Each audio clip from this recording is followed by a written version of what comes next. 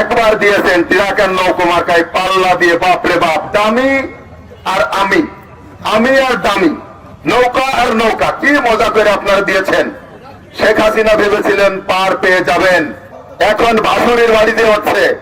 সরে শাসনের 9 বছরে এরশাদ যখন আবার গণতন্ত্র ভুলটিত করেছে, তার যোগ্য উত্তরসূরি বেগম খালেদা জিয়া দীর্ঘ 9 বছর লড়াই সংগ্রাম করে 6 ডিসেম্বর 1990 সালে স্বৈরাচার এরশাদের পতনের মধ্য দিয়ে আপনাদেরকে ভোটাধিকার ফেরত দিয়েছে, বাংলাদেশের মানুষকে উন্নয়ন দিয়েছে।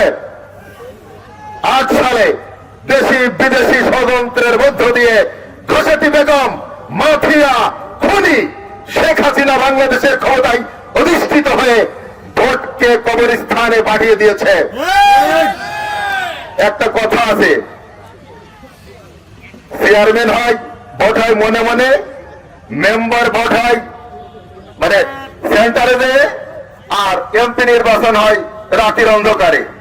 এই অবস্থা চলেছে। 18 সালে ভোট দিয়েছেন, 14 সালে দিয়েছেন, একবার দিয়েছেন তিরাকার নৌকো মার্কায় পাল্লা দিয়ে, বাপরে বাপ, দামি আর আমি, আমি আর দামি, নৌকা আর নৌকা, কি মজা করে আপনারা দিয়েছেন। শেখ হাসিনা ভেবেছিলেন পার পেয়ে যাবেন। 1971 সালে মানুষ যুদ্ধ করেছিল ভোটের অধিকারের জন্য, মানুষ যুদ্ধ করেছিল খাওয়ার জন্য, মানুষ যুদ্ধ করেছিল স্বাধীনভাবে কথা বলার জন্য।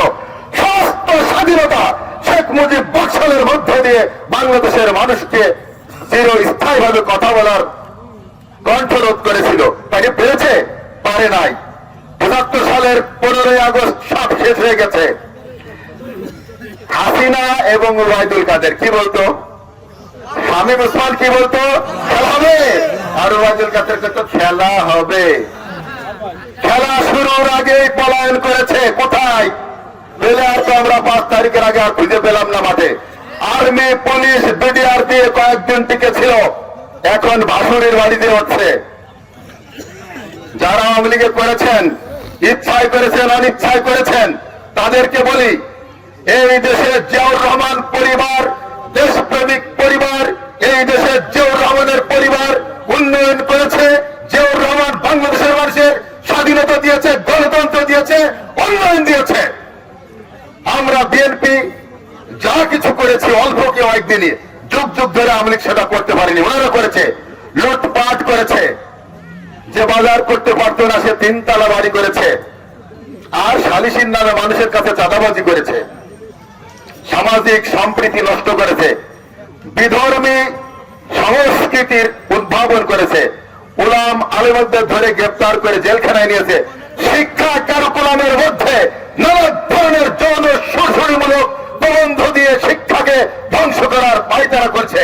ফয়সালা হয়েছে আল্লাহর পক্ষ থেকে। প্রিয় বন্ধুরা আমার, দীর্ঘ 17 বছর লড়াই সংগ্রামে শত শত লক্ষ লক্ষ মানুষ নির্যাতিত হয়েছে, প্রাণ দিয়েছে। জুলাই আগস্টের বিপ্লবে হাজার হাজার মা বোনের তাজা রক্ত গিয়েছে, ছাত্রের রক্ত গিয়েছে, শ্রমিকের রক্ত গিয়েছে, সাধারণ লোকের রক্ত গিয়েছে। তার বিনিময়ে বাংলাদেশ মাফিয়া মুক্ত হয়েছে। সেই মাফিয়ার প্রেতাত্মারা আপনারা যারা আছেন, তারা তওবা তাসিল্য করে ভুল থেকে শিক্ষা নিয়ে আসুন।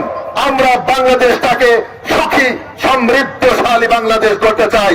আমার প্রিয় নেতা অ্যাডভোকেট আসাদুজ্জামানের নেতৃত্বে আমরা শুল্কপর 6 মাসের মধ্যে অনেক পরিবর্তন করেছি। অনেকে আশা করেছিলেন 5 তারিখের পরে কচু কাটাকাটি হবে। কি হয়েছে শুল্ক ভাই? যেখানে আওয়ামী লীগের লোকজন 2 একজন আমাদের ভাই ব্রাদারের বগলে ঢুকেছে, সেই জায়গায় ঝামেলা। সালিশ যেগুলো করেছি, আওয়ামী লীগ ভার্সেস আওয়ামী লীগ, একটা মাগুর মাছ, একটা বোয়াল মাছ। আমার বিএনপির লোক কারো ক্ষতি করেছে এইরকম আমি সালিশ পাই নাই। অতএব যা করেছেন ভালো হয়ে যান। আর বিএনপির নেতৃবৃন্দকে বলবো, লড়াই শেষ হয়নি, লড়াই এখনো সামনে। এই সরকারের পিছনে অনেকে মদত দিচ্ছে ভোট না করার জন্য। যতক্ষণ পর্যন্ত বাংলাদেশে ভোটাধিকার প্রয়োগ আমরা না করতে পারবো, আমাদের লড়াই সংগ্রাম চলবে। ভোটের মাধ্যমে আগামী দিন আমাদের লড়াই শেষ হবে। সকলকে ধন্যবাদ। আসসালামু আলাইকুম।